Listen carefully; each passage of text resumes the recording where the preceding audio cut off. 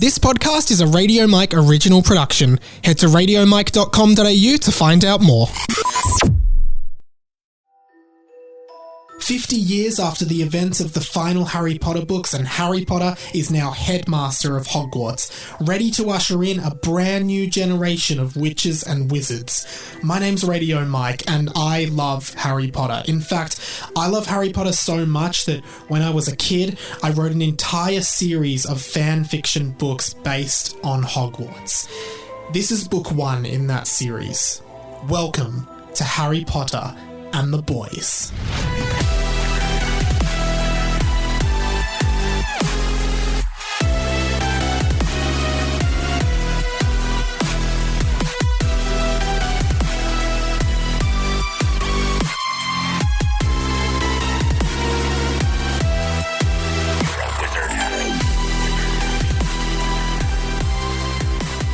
Hello, Hamoras, everyone. Welcome to Harry Potter and the Boys, a Harry Potter fan fiction podcast by me, Radio Mike. Dave Ferrier joins me via Zoom, the first interstate recording of this pod. Dave, welcome to the show. Hello, Mike. Hello from sunny Queensland. I'm so jealous because it's really cold in Melbourne at the moment. How are you all going in Queensland? Much Harry Potter stuff happening up there?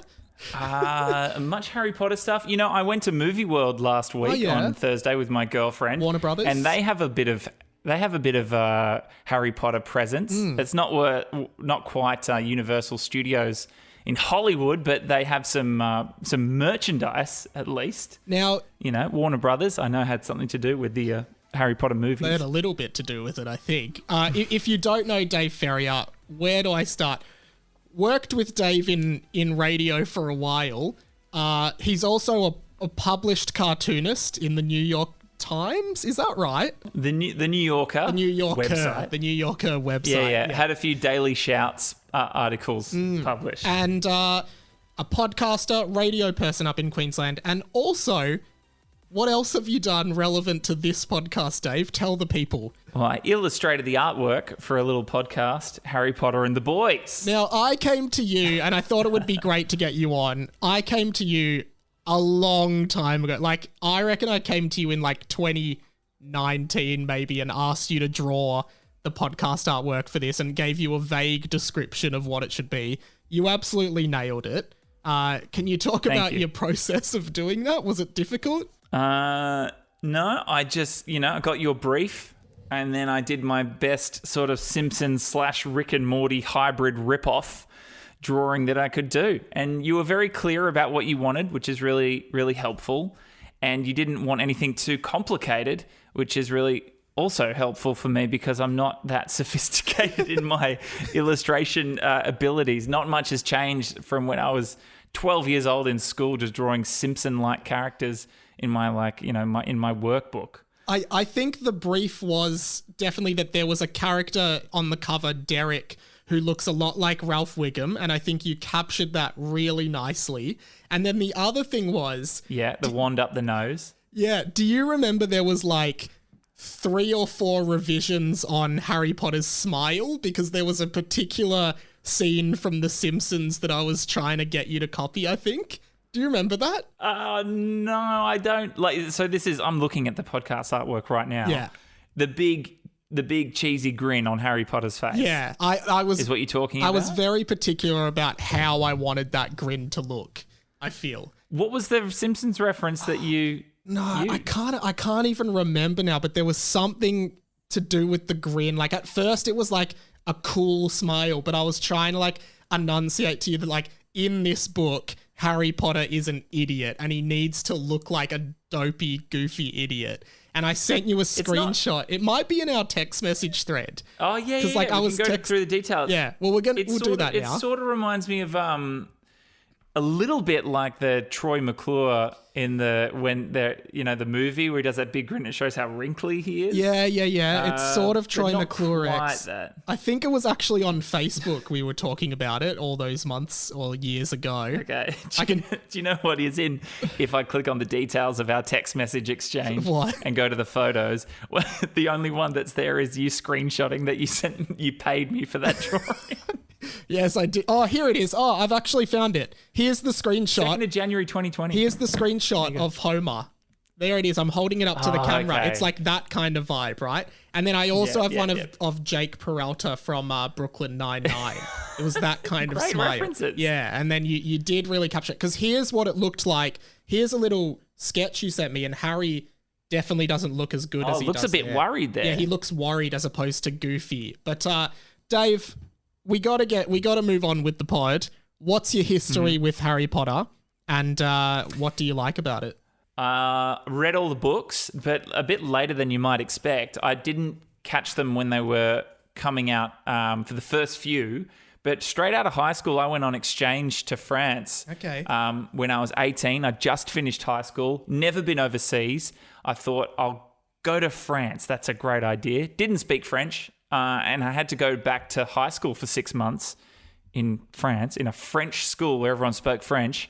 Makes sense. So what I would do during like class time is read Harry Potter, because it was one of the few books they had in the English language section in the school library. Right. So that's how I started first reading the books.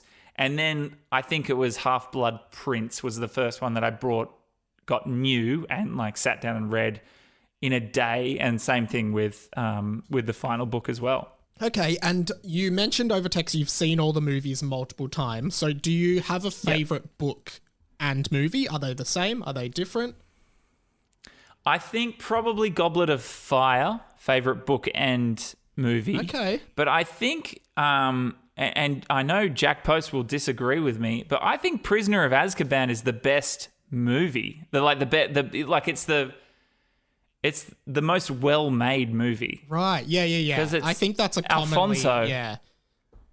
You know, it's a proper film. Yeah. They got the Gravity director behind the steering wheel, and it just feels like it really like hit its stride with Prisoner. You know, Christopher Columbus came in and did what he does, and that was great. But then it just felt like a film which kind of crossed more age barriers. Agreed. And I've always said the last 4 movies, all of whom have the same director, David Yates, like they're all fine, but they do all feel stylistically identical. The same as the first 2, which were both Columbus, stylistically very similar. It's 3 and 4 that really feel the most unique because they had different directors. What is it about the 4th one though that appeals to you so much, do you think? Harry's long hair, maybe. No, it's just fun. It's like the tournament. It's got this.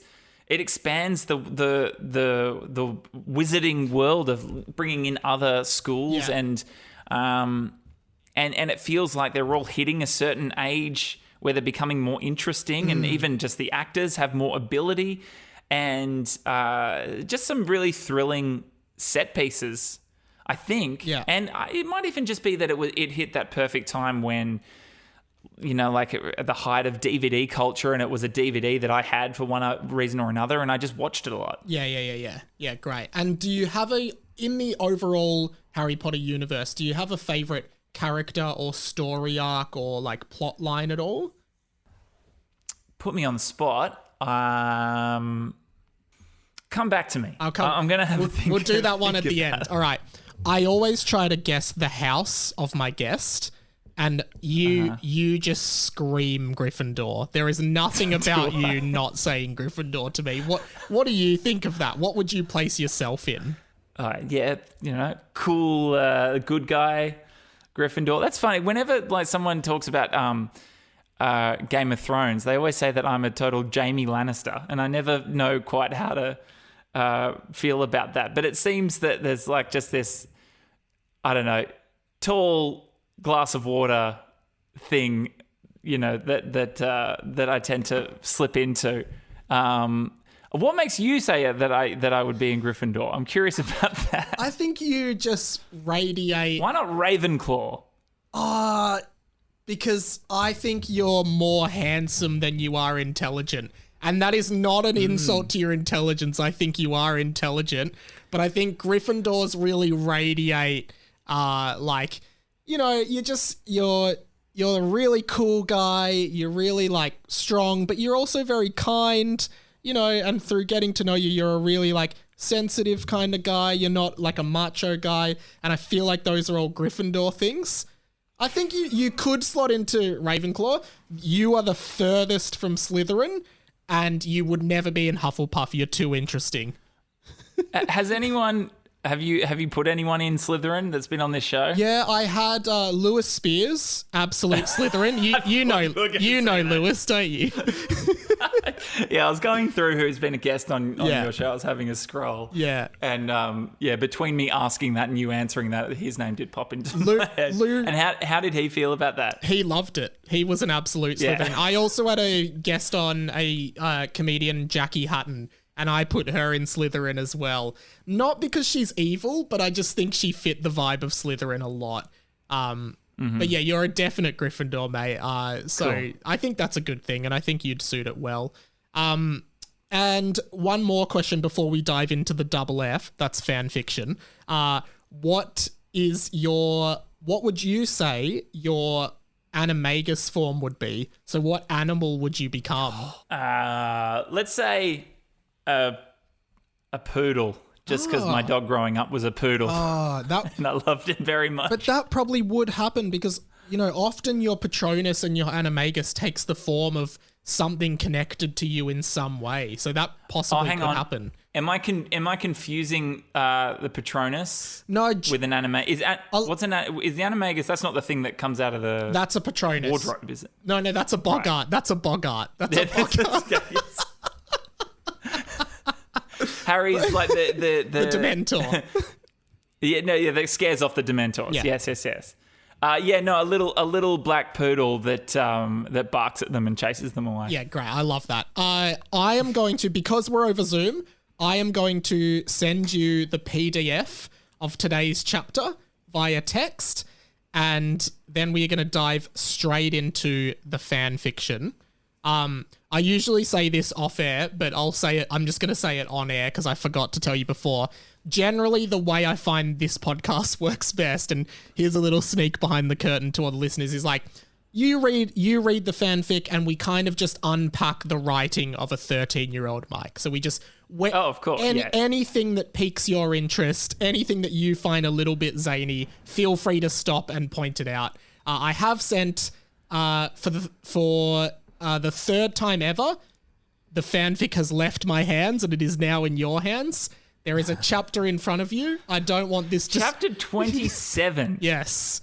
And that's impressive a feat to complete, like to get that far into something. But you maybe because you're on your phone, you can't see how big the font size is. Like, it's a very big font size. But there's about 20 words per page. Yeah, we are coming to the conclusion of this book. I will fill you in just quickly on where we are at, because I assume you haven't listened to the podcast, and I don't blame you. But essentially, where we are at is the boys, who are the heroes of the story, are now on a mission to get to something called the SR. That's all we know about it, the SR, which is where their evil potions teacher, Mr. Charger, and one of his friends, Boris Mailman, plan on going on a murderous rampage in the school. The boys are trying to stop it. And they are joined by Derek, the stupid Ralph Wiggum-like boy that you drew on the front cover, to find the SR, whatever it is.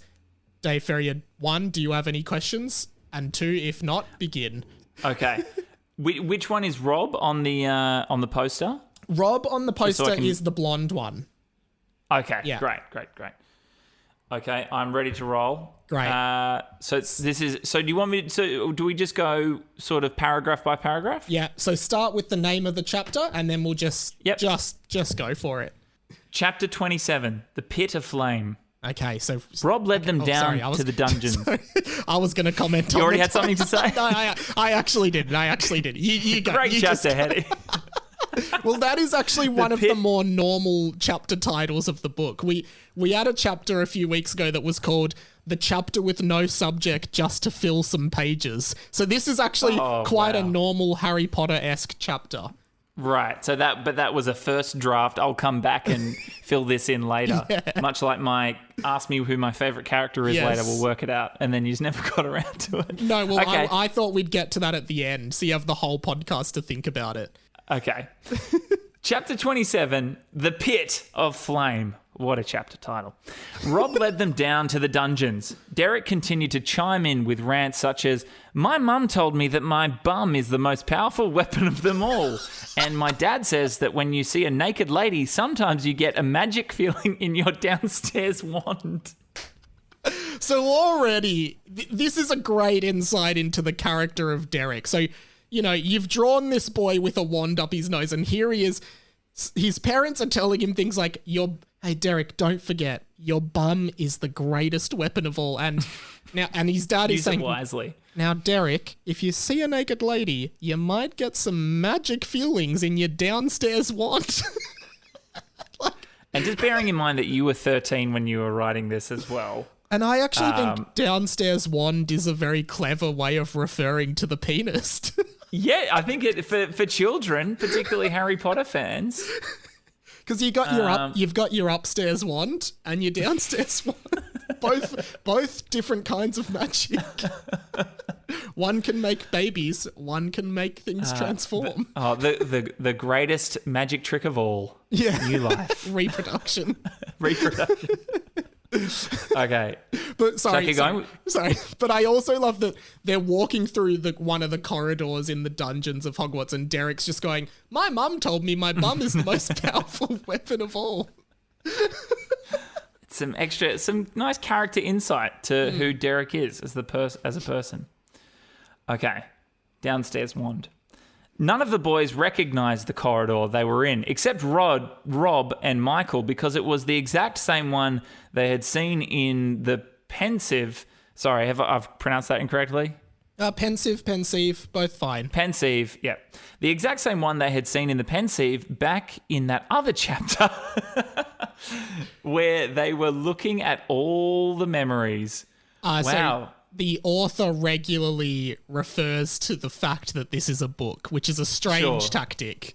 Yeah, sure. That is, to have a narrator is sort of a voice of God, all-seeing voice of God, but to have someone who, an author within the actual prose to just be calling back to its own, including callbacks. Yeah, and that's an interesting literary choice. And I've said before on the pod, J.K. Rowling never felt the need to be like, Harry was looking at the Marauders map, which he got off Fred and George back in that other chapter. Like, she never felt the need to do that. Okay. Rob walked up to the wall and started touching it with the palm of his hand. A few seconds later, he stopped. Light surrounding you, whispered Rob. And just like in the pensive, a door appeared. So Rob and Michael... So can we pause? So yeah, I'm pretty sure that is a reference to the Evermore song, Light Surrounding You, that came out in 2007. Do you remember that song?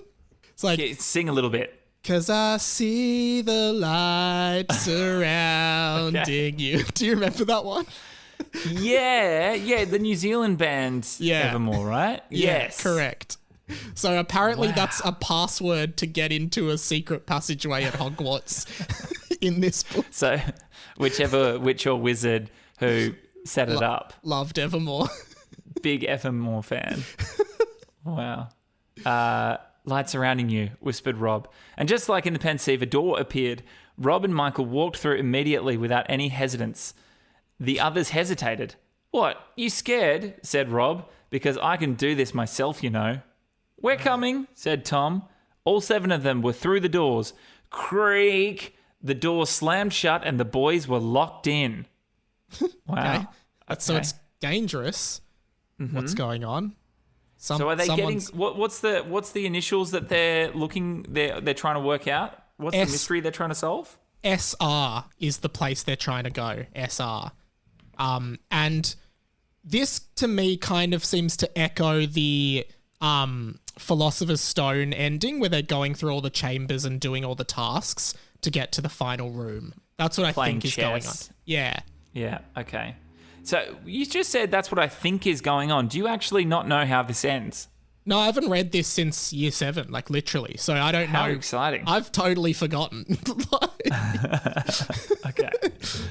The door slammed shut and the boys are locked in. Ah! Screamed Derek. He was yelling so loud that you could hear it from down the road of Hogwarts. One person actually did hear it and was like, did I just hear a child screaming? But then they weren't 100% sure, so they decided to forget about it and go back to sleep. Wow, what a great little aside. And we may never know the story of that character, the anonymous man who heard Derek screaming but took no action.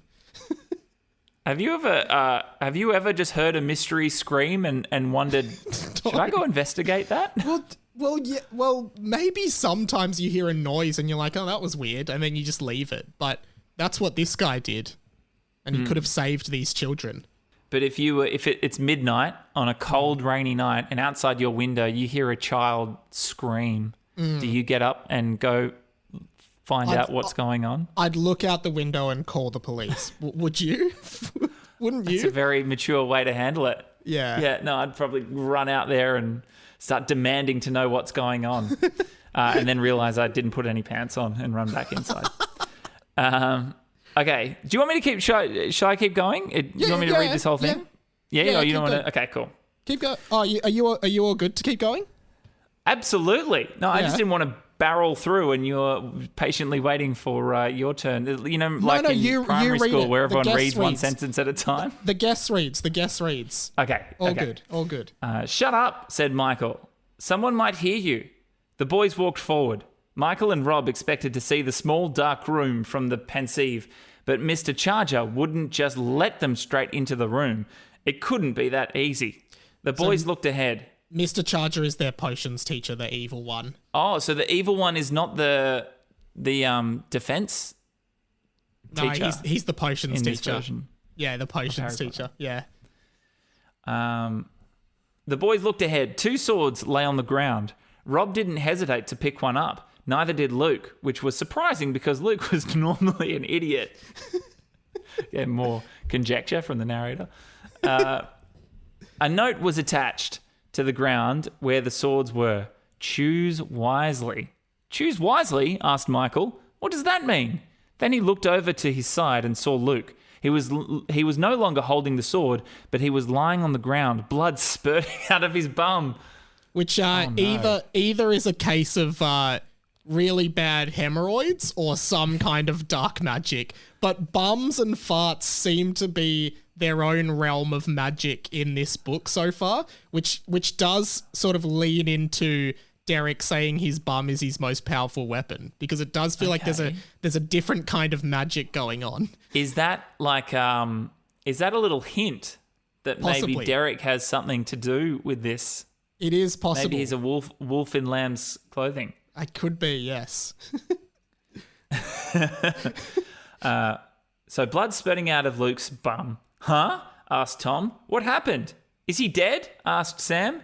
Of course not, said Rob. At 10, 1 will die. We're only up to 9. Now, this it reminded the boys... yeah. This is a reference to... there's a prophecy that at 10, 1 will die in terms of these ill-fated measures, which are ill-fated events that are occurring, and they're only up to 9 ill-fated measures at the moment, which I believe the next sentence of the book says. Okay, cool. It reminded the boys of the ill-fated measures that seemed to be a major part of the book in the first half, but hadn't been mentioned for a long time. Which is true. I kind of forgot about them until now, but they're still there. Okay. Let's take him to the hospital wing, said Tom. No, said Rob. We can't go back. We have to stop Boris and Mr. Charger. Leave him. But Rob, Michael said, he's bleeding out of his bum. It's not stopping. Surely that's not a good sign. It never usually is. No. Ladies and gentlemen, if you're listening. What I do know is that if the blood is light red, most likely it's hemorrhoids. surface blood. If it's dark blood, that's when you really want to worry and get to a doctor straight away. That's what I've heard. Yeah, if we want to slip into medical chat, if it's dark blood, that usually indicates that it's coming from deeper inside the intestine and colon, and particularly if it's marbled through the stool, that is definitely cause for concern. Okay, well, now we all know, guys. Always check your poop. If it's surface level, probably just dealing with some, Yeah, if you got a bit of light red on your toilet paper, there might just be a slight tear or fissure. Nothing to worry about. Little laceration of the anus. We all get them sometimes. I've got one right now. I don't. I swear I don't. I'm sitting on one of those inflatable donuts. Yeah. Look, if you haven't had one, you haven't been living. Okay, here we go. Oh, hang on. Let's take him to the hospital. Surely it's not a good sign. Everyone knows bleeding from your bum is just when your poo doesn't form properly, so it turns into blood. Wow, interesting theory from Rob. Besides, we have to keep going. Yeah, Dave, maybe that's how it works in the magic world. Maybe they magic poo is different to normal poo. I am but a mere muggle. I don't know how the digestive system of witches and wizards operate. You're right. I retract my comment. Besides, we have to keep going or Mr. Charger will win and kill everyone, said Rob. Luke's eyes opened. He's right, said Luke. My bum might be bleeding, but my heart isn't. What?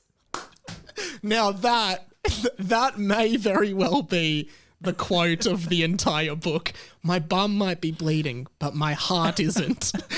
Which doesn't really make sense anyway. No.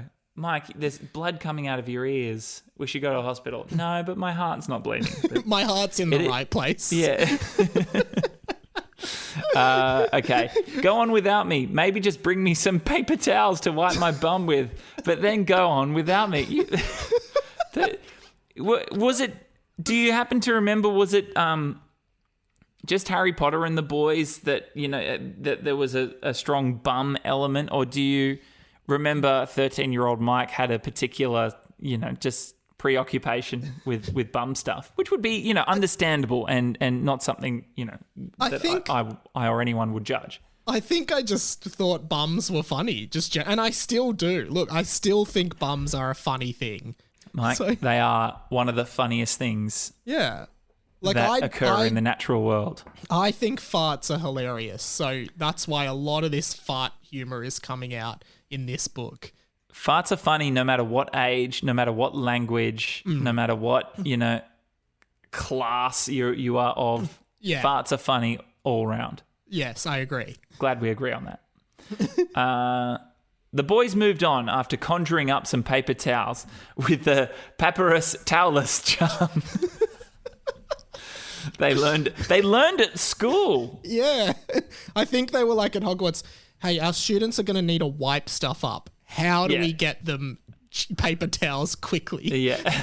and which company is supplying the paper towels when you use the papyrus towelless charm? Like, does Hogwarts have a deal with Kleenex that like they can conjure paper towels out of their wands? I don't know. I do like that it is not. It's not like Band-Aid. It's not company specific. Just papyrus towels. Whoever, maybe they could sell the rights to what kind of paper towel would come up any given month. But I like the idea of sponsored spells though. Like, yeah. Accio Firebolt, courtesy of Mercedes-Benz. Like something. Yeah. Water Drinkus. And it's an Evian pops up. Yeah. It's brought to you by Evian. Nice. Whoever in marketing got this deal across in accounts deserves a promotion. I wonder if it originally was Wettus Wipus. Yeah. But then, it just wreaked havoc with the Hogwarts plumbing, so they had to change it to papyrus towelless. They learned at school. Rob was still holding his sword. You better be careful with that, said Michael. Rob ignored. Is he going to be like this forever now? Asked Michael. How long can he hold a grudge? Said Tom. A door appeared at the end of the hallway. The boys couldn't walk through. It would not open. Now, said Rob. Ah, he said. He saw a sword-shaped dint in the door and he put his sword into it. Now- Yes, said Sam. I feel like that's unintentionally kind of sexual. Like, there's a sword-shaped dint for Rob to put his sword into, and it opens the door. Unintentional, but also sword-shaped dint. Like, who would carve out a sword-shaped dint into a wall? That seems highly unlikely. Do you mean like a sword-shaped keyhole? I think so, yeah. Is that what 13-year-old Mike was referring to? Because if I so, think that's it. swords are... Oh, sorry. That's Loud right. motorbike driving past my place. No, that's all right. Shush, we're recording Harry Potter and the Boys. Swords are pretty long. Yeah. It's a long So, keyhole. a pretty deep door. Yeah. So, It's a very thick door. Like, yeah. it'd be hard to open. They moved on to another corridor. Crash! Something had appeared. It was huge. It wasn't a tarantula. It was... Has there been a tarantula No, before there's this? been no tarantula before this. I love that. Listing what it's not. Before. Can I also say I love how, like, in Harry Potter, J.K. Rowling puts so much detail into each of the rooms they're going through, whereas mine's like, all right, they moved into the next one and now this happened. Like, it's very low detail, which I think is a deliberate choice from the author. Mm-hmm. Because it's boring and hard to, think up how a room looks and then think of enough words to describe it. Exactly. And all of these It's are a room. 5 by 5 meter square rooms. Yeah. It's a Harry Potter-ish room. Use your imagination. Just think about it. So it wasn't a tarantula. It wasn't a... If you don't know what this is, have a guess. What also was it not? Are you asking me or are you asking the listener? Oh, No, I'm asking you. No, I'm reading along with you. I've got it in front of me. Okay, sorry, you can see. So it wasn't a tarantula, and it wasn't a monkey, and it wasn't a giant. It was a giant tarantula monkey, the most dangerous spider monkey in the wizarding world. It does sound all dangerous. in caps lock. Yeah. With a big exclamation mark at the end. Oh, hang on. That was someone shouting that. A giant tarantula monkey, the most dangerous spider monkey in the wizarding world, yelled Lockie, who was an expert on spider monkeys. That's convenient. And can I say, attention to detail wise, I believe in an earlier chapter, Lockie got a pet spider monkey for Christmas. So it does make sense that he's an expert. So that's good yeah. Now, do you think the author did that intentionally and maybe went back and planted that seed? So I don't think so. There's consistency, but or was it just I'd like to think so. Wow. Well, the author showed some natural skill then in this regard. Okay, the giant tarantula monkey had 8 ugly hairy legs, was 84 times the size of a regular spider monkey, and had the head and body of a gorilla. It was basically like King Kong meets Aragog from Chamber of Secrets. Crash, crash, crash. What are those? I asked love Michael. I love how the author again mentions the title of another book in the series. Yes. Yeah. Remember that other cool thing? Well, this is just like it. Yeah.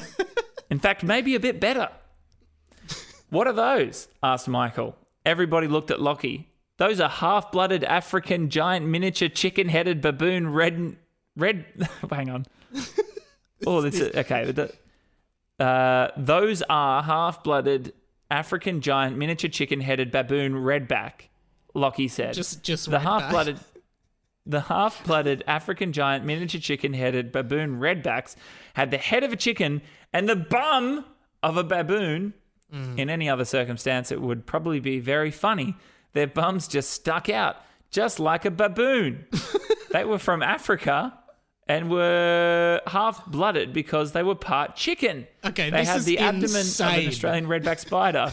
This is insanity. This is the most mind of a 13-year-old boy we've gotten so far. And it's like, J.K. Rowling comes up with, it's a basilisk, it's a giant snake. It's a hippogriff. 3-headed guard dog. And all of those creatures were based on actual mythological creatures, but like 13-year-old Mike's like, let's just mix like 10 different animals together and it has a bum that sticks out like a baboon. Do you think 13-year-old Mike did an illustration of what this might look like? No, but we might have to commission one. I think that's a cool... From the official illustrator of the book. I think drawing ultimate animals and your ultimate bedroom was like a hobby of being a young boy back in the day. Oh, the bedroom stuff. The floor was always made of trampoline. My bedroom floor was made of jelly that instantly replenishes itself. So you had a magic bedroom. Well, mine was based in reality, Mike. You can just scoop up as much jelly as you want, and then the next day it reappears. And it also serves as a trampoline as well because jelly is bouncy, so you can just jump on it. We've all seen Cloudy with a Chance of Meatballs. That is that in that? Fantasy fulfillment. Yeah, he makes a castle. Yeah, and he takes her there on a date. Yeah. But it was my bedrooms. It was always trampoline with a foam pit, and then my bed was up high, so I could just jump into it. But you mentioned the jelly thing. I remember being young and going on a full deep dive, like thought experiment of if I got to invite my friends over for a birthday party where I had a swimming pool that was filled with soft serve ice cream, and we got to go swimming in it. And I remember just fully going so far into it that I was writing the invitation and describing what we were going to do. But the problem with that, though, Dave, is that once you've got people's full bodies swimming around in there, you really don't know what kind of bacteria is being distributed through it. Don't you reckon? True. Also, what I didn't consider was that if you dive headfirst into a giant pool of soft serve ice cream, you'll drown and you get stuck. You'd have to eat your way out. You'd have to eat and that's your a way lot. out. I can eat a lot of soft serve, but not that much. But that's the joy of being a child. Now I do those same sort of fantasies, but just about like winning the lotto or like not having to work or something. Anyway, they were from Africa. So they had the abdomen of an Australian redback spider. They all went for Derek. They jumped on to him. Luckily, Derek was wearing his anti-half-blooded African giant miniature chicken-headed baboon redback necklace, and they couldn't hurt him. So instead, they attacked Tom. He specifically has a necklace designed for this very creature by coincidence. Almost very convenient. Almost as though he knew there would be them. That's weird. That's weird. So they've attacked so Tom. this is 2 strikes for Derek. Yeah. Derek might secretly be the bad guy. Possibly, yes. This is just like that show The Mole, where you have to look for the clues. Figure out who's sabotaging. The next thing the boys knew, Tom was on the ground. Luckily, he was not dead. Oh, the pain, said Tom, exhilaratingly. It's simply too much to bear. Oh, kind of seems like Tom likes it a little bit. If he's exhilarated by the pain. Bit of S&M. Yeah, I don't know why. I think that was just a big word that I wanted to use. I don't think he's really exhilarated. Please don't go on without me. I couldn't bear to be left alone. Please take me to the hospital wing, for I am in a world of pain and suffering. I would be highly offended if you continued and left me. That's understandable. Continue, everybody. Leave him, said Rob, not sounding as confident as he usually was. Now, the funny part about that, obviously, is like usually in this situation, the person be like, leave, go on without me. They need you. They need you. Whereas this guy's going, guys, do not leave me here. I'm in so much pain. I need to be taken to a nurse. I will be offended if you leave me. And then the other guy's going, let's leave him, guys. We need to move on. That's a genuinely funny reversal. Well done. That is actually quite funny. That's really funny. Rob was not sounding as confident as he usually was. Let's fight them, said Michael. Rob ignored. Geez, Rob, Michael said as he snatched Rob's sword out of his hands. Michael swung at the giant tarantula monkey. He hit one of its legs. He swung at it once more, and this time he killed it. Ooh, quickly dispatched. Has Michael been a handy swordsman in this book so far? This is the first time, as far as we know, that he's wielded a sword. So, yeah, we can't be sure Okay. where he got the He skills. swung at the half-blooded African giant miniature chicken-headed baboon redbacks. What? He swung sorry. his sword. Yeah. Yeah, sorry. He swung at the 3 half-blooded African giant miniature chicken-headed baboon redbacks. They all dodged, and suddenly 3 men appeared. Ooh. They were 3 half-blooded African giant miniature chicken-headed baboon redback suits on the ground. Oh, so it was just a bunch of men wearing animal suits, apparently, which is weird. No one saw that coming. What a turn. That's Dave saying that, by the way. That's not in the book. No, that's me reacting. What a shocking twist. Adding my own commentary. That actually is a twist, though. Like, what the hell? Because they must have looked so believable as these monstrous creatures. Yeah. So I'm wondering how they got such good quality suits. They definitely didn't go to the same place as the cash cow. If the cash cow was coming up towards me, I wouldn't go, is that actually a cow? Yeah. Walking on its hind legs trying to give me 20 grand? But these must be, special magic. Yeah, magic suits. Witches and witchcraft, witches and wizards, Hogwarts world costumes. Wow, that took a long time to say. Okay, so Michael and Rob recognized them at once. They were 3 of the men that they saw in the dream. The men standing behind Mr. Charger. Okay, so they're a couple of Mr. Charger's goons. Yeah, so the boys have been having some weird psychic dreams with Mr. Charger in them, with a bunch of men that sort of stand behind him menacingly. And apparently, yeah, these might be some of his goons. The men standing behind Mr. Charger, even though they couldn't see their faces in the dream, they recognized the black hats they were wearing. They moved to the next room. The door was locked. What happened to the men? Did they just leave them and let them go? They passed the challenge and went, hey, I know you. Come on through. Yeah. And hang on, isn't Tom still writhing in pain on the ground? Yeah, but they don't care. They have about actually him. left him. They've lost interest in him. They need to keep moving. All right, R.I.P. Tom. They moved to the next room. The door was locked. Aloha Mora, said Michael. The door opened. Inside was a room that was probably... Oh, sorry. Aloha Mora is how you introduce the show. Yeah, hello Hamora, which is little Aloha bit of Mora. Yeah. But that's... Aloha Mora. Aloha Mora is the unlocking spell. It unlocks doors. Oh, it's an official spell. Yeah, it is an official spell. Yeah.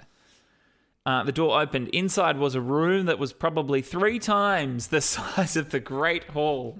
So it's the even greater hall. That puts lots into perspective for you, doesn't it? Yeah. All this in the school. All this space underneath the school, apparently. And just one room after another as well. Yeah. No hallways. Just room after room. A note was written on the door. It was the same handwriting that had written every other note in this book. Wow. Welcome to the pit of flame, the final barrier between you and the secret room. Brackets SR. So that's the end of the chapter. And that is insanity because, one, we now know that the SR is the secret room, which is not a very creative title, right? But also the fact that the author didn't think that you would make the link between secret room and SR. So just in case, includes SR in brackets right next to this. Also, the S and the R on secret and room are both in bold, just to really make sure. There is no chance that any kid reading this book cannot make this connection. Like, Dave, a great read of a great chapter, if I say so myself. What did you think? I think, I'm genuinely hooked. I want to know what happens when they get to the secret room. I want to know if anyone else's ass bleeds. I'm also just flat out impressed that as a 13-year-old, you were able to write this. Really? And I mean that even just down to that you were able to spell, and the punctuation seems to all be in the right place, and there's no really wildly incorrect grammatical errors or spelling errors. Oh, you haven't listened to the podcast very much. I think this chapter is a little bit of an exception to the rule for some reason. But yeah, historically, this book is full of incorrect spellings and syntax errors, which we can only assume were intended by the author. Okay, yeah, a stylistically choice, like Tim Winton, how he doesn't use any punctuation. Yes, exactly. Yeah, I know that's what 13-year-old Mike was going for. But still, it's impressive all the same, because I know, as a 13-year-old, I couldn't have achieved anything remotely as readable. But, I'm a good-looking Gryffindor. I don't need to be smart. Dave, this was really fun, man. You have just started. You've got a few things that you work on. If you're up in it's Brisbane, yeah, or no, Gold Coast. Why do I always get confused? Yeah, Brisbane. Brisbane. I anchor the Triple M breakfast show here, the Big Breakfast. But when will this come out? This will come out on Wednesday, the 23rd, 2 days from now. Oh, okay. Well, by then, if you're listening to this on the day it comes out, I will have 2 shows left because I'm leaving that show and I'm going to do something else which has not been announced yet. So, whatever. Don't worry about that. Keep an eye out for that if you're a middle-aged tradie who listens to Triple M. But do check out my podcasts. If you're into screenwriting, I do one called The First 10 Pages, where guests, writers and directors and stuff come on to talk about their favourite screenplays, and we focus on the part that has to hook the reader, which is the first 10 pages. And I just launched another one where my friend Zach Mander and we both work in radio, and we're going back over the old Ricky Gervais XFM radio shows, which is the radio show which brought the world Carl Pilkington. And I've been a huge fan of them for 10 years, and Zach's never listened to them before. And they're shows that still have a massive, massive online community of people who still listen to them, both radio and comedy fans alike. So we're going through them week by week. Yeah, and the show's called the Carly Pilk Boys, by the way. Yeah, the Carly Pilk Boys. You may know Zach Mander from Collective Noun. Yeah. And I've asked him to come on this pod in the past, so I should try and organise that, because Zach, he said he hates Harry Potter, but I think that'd be fun to have on the show. That would be hilarious. And yeah, so follow Dave on Instagram. Is it David Ferrier Cartoons? Is that your best one, or you've got another one, don't you? Yeah, I think so. Yeah. I haven't posted anything for a little while, but I've just been working on something just as in my own time, which I'll post pretty soon. Just this, I've posted like a couple of... that's where I post all my cartoons, and when I used to go after it a bit more seriously, that's where I'd post all the ones that have been published or that have been rejected, and... But more recently, I've started doing, just for fun, little flipbook animations. And I've been working on a pretty elaborate one, which is just about finished. But yeah, David Ferrier Cartoon. So the page has been inactive for a little while, but something is about to go on it. Great. Could be worth a look. And to finish up, I know you were reading the book, but did you think of any characters that are your favourite from Harry Potter? Yes. Oh, you did? I'm going to go with a classic. I'm going to say Moaning Myrtle. Oh, great. Because she is so unique and distinct. And a friend of mine, Gillian Cosgriff, is in Harry Potter and the Cursed Child, and she started in the role of Moaning Myrtle. And did a fantastic job. By the way, I have not seen it, and I was listening to your episode with Jack Post, and you guys started to talk about it, and I got very scared that there were going to be spoilers, because I've managed to avoid any and all spoilers. Oh, okay, yeah. Well, I mean, definitely go see it and let me know what you think. But yeah, Gillian did an amazing job. I thought Moaning Myrtle was probably one of the most memorable moments of the show, and it is a great show. A lot of people have issues with the story, but I feel like it's that with any big fandom like Star Wars or whatever it is, people are always annoyed at everything that happens. But yeah, Moaning, but I think Gillian also plays another character. I don't think she's just. I think she doesn't play Moaning Myrtle in the current season. I think she plays another character in the current season. Yeah. What I understand is that she has moved on to a more substantial role. Yeah, she is in the current run. She is now playing one of the major characters, but I considering you've avoided spoilers, I don't want to tell you who that character is. Okay, great. Yeah, Moaning Myrtle, and look, of the three, Ron Weasley is great, and blanking on his name, the actor, he's the strongest. Rupert Grint, strongest actor, got great, natural comedic timing, very charming. Who was your pick? Oh, I love Snape. I think Snape is just one of the greatest kind of tragedies ever told in fiction. I really love that story. Yeah. I really like Ron as well. I think Ron's really good in the films, and Fred and George are great too. They're just the most fun. But yeah, Dave, this was super fun, man. Thank you so much for doing it. Goodbye, Hamoras. Do you have any final words? Goodbye. Well, look, I did want to. Just quickly, I just wanted to compliment you on this show. Yeah. Because, the content and also 20th Century Boy, maybe this is something I should just tell you off air, but just, let's it's so good. It's real. Like, man. the content is really good, but also, God, you are slick. And everything sounds so good, and the production values are amazing. The dubstep Harry Potter theme that you've got at the front. Like, just before we started recording, I was editing like the new episode of Carly Pilk Boys, and I had to record on the intro an apology for how bad quality the sound is, because we're still working it out. And I said, we're radio presenters, not engineers, so we're trying to get better at that.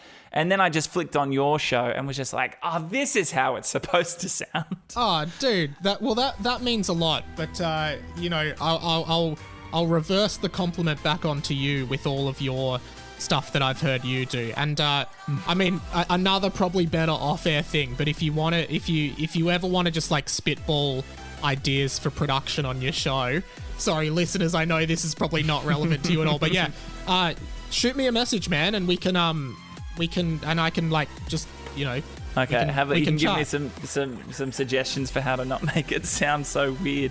Look, I know the problem is we were both talking into one microphone. You can hear me fiddling with the cord.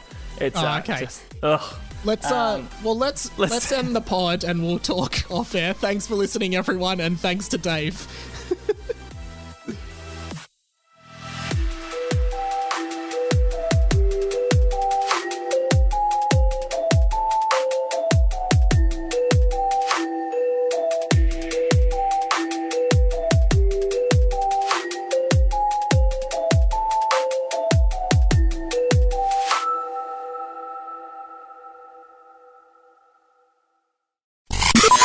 This podcast was a Radio Mike original production. Head to radiomike.com.au to check out all our other content, stay up to date at radio.mike on Instagram, and get in touch, radiomikepod@gmail.com.